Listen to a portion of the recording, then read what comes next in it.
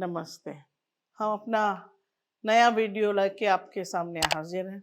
आज हम बात करेंगे ब्रॉडवेल क्रिश्चियन हॉस्पिटल, जो कि काफ़ी हैरेसमेंट का सामना कर रही है 10 हफ्तों से। ब्रॉडवेल हॉस्पिटल फतेहपुर डिस्ट्रिक्ट में है, जो कि कानपुर डिस्ट्रिक्ट और प्रयागराज डिस्ट्रिक्ट के बीच में है और लखनऊ कैपिटल उत्तर प्रदेश से कुछ 3 घंटे की दूरी पे है। ब्रॉडवेल क्रिश्चियन हॉस्पिटल 50 बेड्स का हॉस्पिटल है और इसमें कई सेवाएं दी जाती हैं और ऑपरेशंस होते हैं, गायनेक की सर्विस होती है और कम्युनिटी हेल्थ केयर में भी इनका बहुत योगदान है। ब्रॉडवेल क्रिश्चियन हॉस्पिटल 1909 में शुरू किया गया और 50-60 साल तक ये अकेला हॉस्पिटल था जो अपनी सर्विसेज वहाँ पे दे रहा था। उसके बाद वहाँ पे गवर्नमेंट हॉस्पिटल शुरू हुआ। यहाँ पे कई 10 महीनों से हिंदुत्व एक्टिविस्ट और पुलिस से कई कन्वर्जन्स की कंप्लेंट्स इनके सामने की गई है। एफआईआर्स हुए हैं, कई ब्रॉडवेल क्रिश्चियन हॉस्पिटल का स्टाफ को गिरफ्तारी का फेस करनी पड़ी और कई अब बेल में बाहर भी हैं।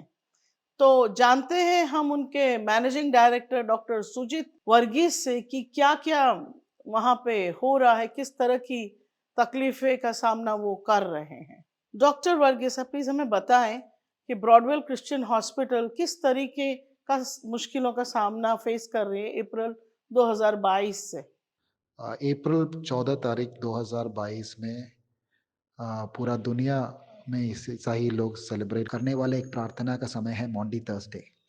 उसी शाम को प्रार्थना जब वहाँ पे थे, हमारा काफ़ी कुछ स्टाफ भी वहाँ पे थे और उसी सन में अचानक करीबन 50-60 लोग बाहर में खड़े होके, वो लोग वीएचपी, बजरंग दल और आरएसएस का लोग थे और वो बाहर खड़े होके गेट को बंद करके बहुत हंगामा किया, गाली ले देने लगा, झूठा इल्ज़ाम लगाने लगा, ये करके कि अंदर में धर्म परिवर्तन हो रहा है। हम पुलिस को बुलाए थे, पुलिस हमारा सुरक्षा छोड़ के उनका इल्ज़ाम को सुनने के बाद वो अंदर आके चेकिंग करने लगा, सबके आधार कार्ड माँगा और उसमें कुछ भी सबूत कुछ नहीं मिला, लेकिन फिर भी पुलिस ने पूरा सभी लोग को उन्होंने थाना लेके गया। 1 बजे तक सबको, महिला, बच्चे लोग सबको वहीं पे रखा। 1 बजे महिला बच्चे लोग को उनका नाम लिखने के बाद उनको छोड़ दिया। बाकी लोग को पूरा रात रख लिया और सुबह उन्होंने एफआईआर उनके ऊपर लगा दिया। जो नॉन बेलेबल धाराएँ थे, जज ने उसको निकाल दिया और 1 दिन के लिए वो जेल में था और उसके बाद में बेल मिल गया। उसके बाद कुछ ही दिनों के अंदर जो कोई लोग बाहर में खड़े थे, उन्हीं लोग को उन्होंने झूठी गवाह बना के ये बोलने लगा कि हम भी अंदर में था और 80-90 व्यक्तियों को वहीं पे धर्मांतरण कर रहे थे और उनका आधार कार्ड बदल बदल रहा था, मतलब उनका नाम क्रिश्चियन नाम रख रहा था। ऐसे इल्ज़ाम लगाने लगा और अक्टूबर 13 तारीख से लेके पुलिस ने बहुत बार हमारा अस्पताल में आने लगा और जो महिला स्टाफ का नाम उन्होंने पहले नोट किए थे, उन सभी को का खोज में वो अस्पताल में बहुत सर्च ऑपरेशंस मारा, जब उनके पास कोई सर्च वारंट है ही नहीं था।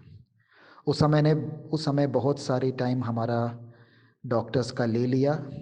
कुछ डॉक्टर ऑपरेशन करने के समय उनको ऑपरेशन थिएटर से बाहर करा दिया और उन्होंने पुरुष पुलिस लोग हमारे डिलीवरी रूम में भी गया। वहाँ पे जब डिलीवरी हो रहे थे, ऑपरेशन थिएटर में अपने जूते भी पहन के अंदर गया।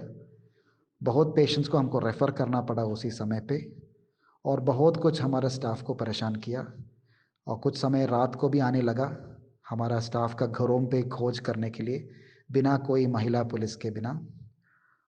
और अंत में जनवरी के समय में पहले हमारा कम्युनिटी डिपार्टमेंट में आके उन्होंने छापा मारा और बहुत सारी रजिस्टर्स और हमारा कंप्यूटर का हार्ड डिस्क उन्होंने लेके गया।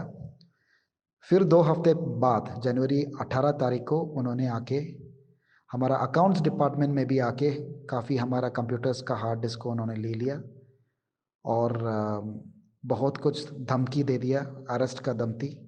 और उसके साथ-साथ उसी दिन उन्होंने हमारा कम्युनिटी डिपार्टमेंट जो बंद था 2 हफ्ते का तक उन्होंने अपने आप बंद करके रखा था, ताला लगा के रखा था। उसी में उन्होंने एक पैम्फलेट रखा, जिसमें वो पैम्फलेट में लिखा था कि यदि यहाँ इस अस्पताल में नौकरी चाहिए, तो आपको मसीही होना चाहिए और ये है मसीही होने का तरीका। ऐसे बोल के काफ़ी कुछ लिखा था और वो इल्ज़ाम लगने लगा कि ये पैम्फलेट हमारा है। जब उन्होंने खुद वही पैम्फलेट को वहाँ पे प्लांट किया था। और ये भी होने के बाद 3 दूसरी एफआईआर, तीन और एफआईआर हमारा स्टाफ के ऊपर सेम अप्रैल का घटना लेके फिर 3 एफआईआर हमारा स्टाफ के ऊपर डाल दिया। उसके साथ साथ हमारा जो चेयरमैन है, हमारा सोसाइटी का चेयरमैन है, उनका भी नाम उसने इसमें डाल दिया और नाम डालने के बाद उन्होंने नॉन बेलेबल वारंट का अरेस्ट भी दे दिया था। सो यही चीज़ बार बार हमको आके परेशान करते आ रहा है। हमने फतेहपुर एसपी राजेश कुमार सिंह से कई बार संपर्क करने की कोशिश की, पर हमारा उनके साथ संपर्क नहीं हो पाया। डॉक्टर वर्गीस, आप बताएं कि किस तरह से अब आप लोग मैनेज कर रहे हैं हॉस्पिटल चलाने को, क्योंकि आपके पास करीब आधा स्टाफ रह गया है।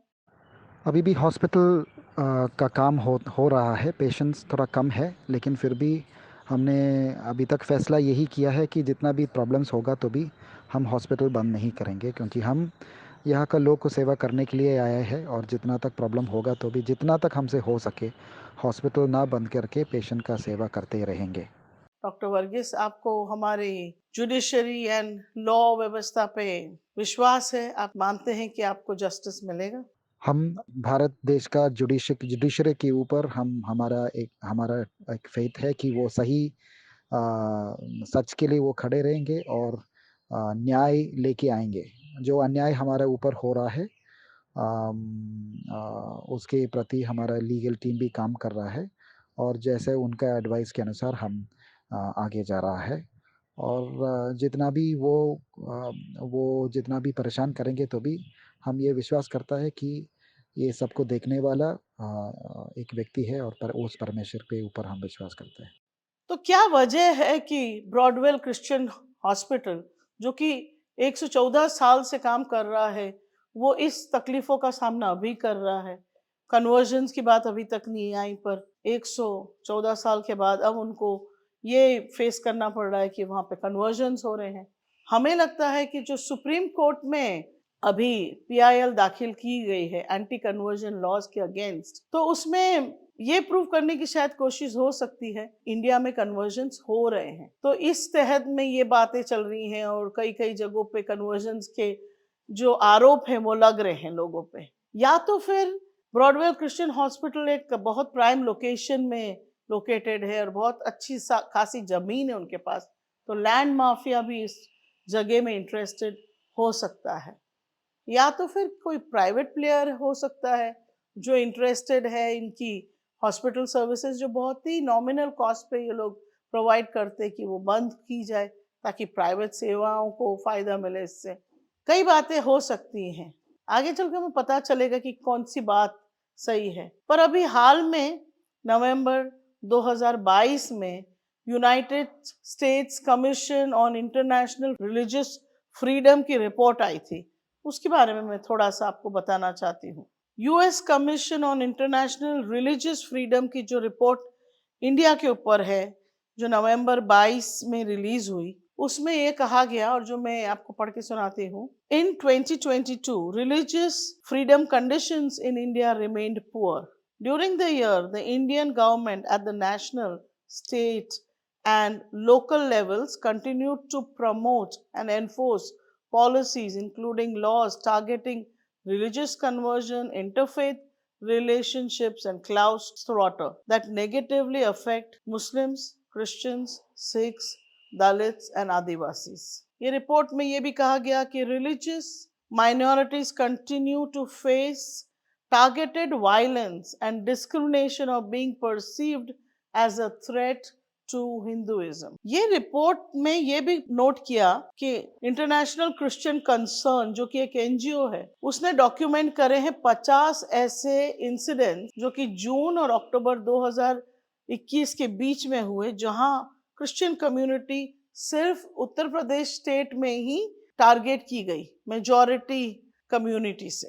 United States Commission on International Religious Freedom ने ये रिकमेंड किया था कि हिंदुस्तान को कंट्री ऑफ पर्टिकुलर कंसर्न की लिस्ट में डाला जाए for engaging in or tolerating systematic, ongoing and egregious religious freedom violations as set forth by the International Religious Freedom Act।